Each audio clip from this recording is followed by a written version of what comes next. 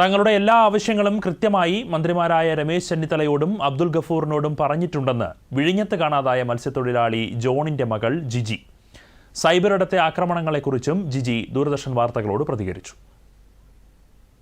കഴിഞ്ഞ ദിവസം വിഴിഞ്ഞത്ത് നിന്ന് കാണാതായ മത്സ്യത്തൊഴിലാളി ജോണിന്റെ കുടുംബത്തിനോടൊപ്പമാണ് നമ്മളിപ്പോൾ ഉള്ളത്. ഇന്നിപ്പോൾ അദ്ദേഹത്തെ കാണാതായി 11ാം ദിവസമാണ്. തിരച്ചിലൊക്കെ നടക്കുന്നുണ്ടെങ്കിലും ആദ്യഘട്ടത്തിൽ വലിയ രീതിയിലുള്ള പ്രതിഷേധമായിരുന്നു കുടുംബത്തിന്റെയും മത്സ്യബന്ധന തൊഴിലാളികളുടെ ഭാഗത്തു നിന്നൊക്കെ ഉണ്ടായത്. ഇപ്പോൾ അദ്ദേഹത്തിന്റെ മകൾ ജിജി നമ്മളോടൊപ്പമുണ്ട്. വലിയ രീതിയിലുള്ള പ്രതിഷേധമാണ് അച്ഛനെ കാണാതായ ആദ്യ ദിവസങ്ങളിലൊക്കെ ഉണ്ടായത്. പിന്നീട് അനുകൂലമാവുന്ന ഒരു സമീപനമാണ് സർക്കാരിന്റെ ഭാഗത്തുനിന്നുണ്ടായത്. എന്താണ് ഔദ്യോഗിക വൃത്തങ്ങളുമായി ബന്ധപ്പെട്ട് പ്രതികരിക്കുന്നത്? ആദ്യത്തെ 2 ദിവസം സെർച്ചൊന്നും നടന്നിട്ടുണ്ടായിരുന്നില്ല.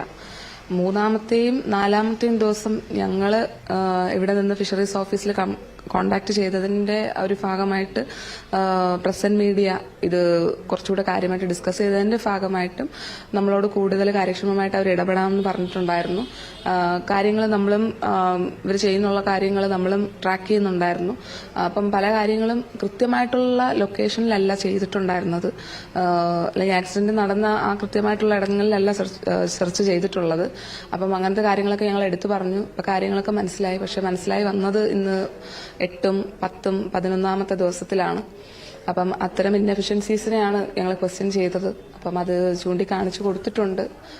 ഇവിടെ വന്ന മന്ത്രിമാരാകട്ടെ, ഇപ്പം ഇന്ന് രാവിലെ തന്നെ നമ്മുടെ ആഭ്യന്തരമന്ത്രി ഇവിടെ വന്നിട്ടുണ്ടായിരുന്നു. അദ്ദേഹത്തിന് ഞങ്ങൾ പറഞ്ഞ കാര്യങ്ങൾ മനസ്സിലായി.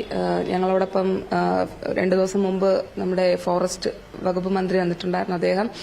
അദ്ദേഹം ഓൾറെഡി കടലുമായിട്ട് ബന്ധപ്പെട്ട വ്യക്തി തന്നെയാണ്. അപ്പം നമ്മൾ പറയുന്ന കാര്യങ്ങളെല്ലാം അദ്ദേഹത്തിന് വ്യക്തമായിട്ട് മനസ്സിലാകുന്നുണ്ട്.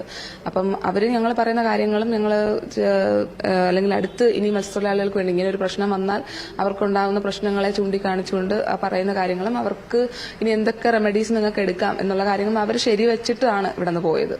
അപ്പം അതുകൊണ്ട് കാര്യക്ഷമമായിട്ടുള്ള ഒരു ഇടപെടൽ ഗവൺമെന്റ് വശത്തു നിന്നുണ്ടാവും തന്നെയാണ് വിശ്വസിക്കുന്നത്.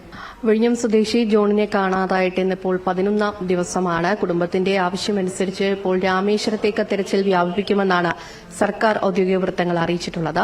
എന്തായാലും മത്സ്യബന്ധന നടത്തുന്ന അല്ലെങ്കിൽ മത്സ്യത്തൊഴിലാളികളുടെ ആകെ ഭാഗമായി അവർക്ക് എല്ലാവർക്കും ആശ്വാസകരമാവുന്ന രീതിയിലുള്ള നടപടികൾ സർക്കാർ മുന്നോട്ടെടുക്കണമെന്നാണ് ഈ കുടുംബത്തിന്റെ ആവശ്യം.